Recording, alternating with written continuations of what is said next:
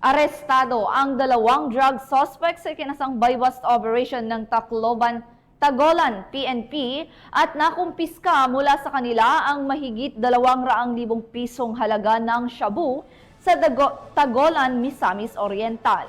Patrolwoman Rhea May Sanchez sa ulat.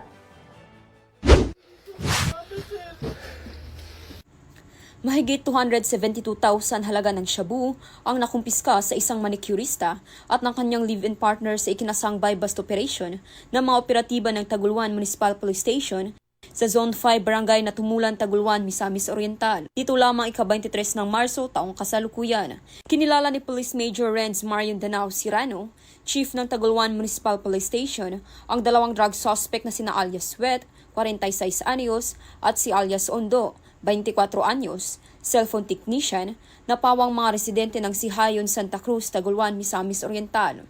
Sa buy-bust operation ng mga operatiba ng Taguluan Municipal Police Station ay nagresulta sa matagumpay na pagkakadakip sa mga suspect at pagkakakumpiska ng 40 grams na shabu na may tinatayang 272,000 pesos at isang 500 piso bill na ginagamit bilang buy-bust money. Naharap ang mga suspect sa kasong paglabag sa RA 9165 o Comprehensive Dangerous Drugs Act of 2002.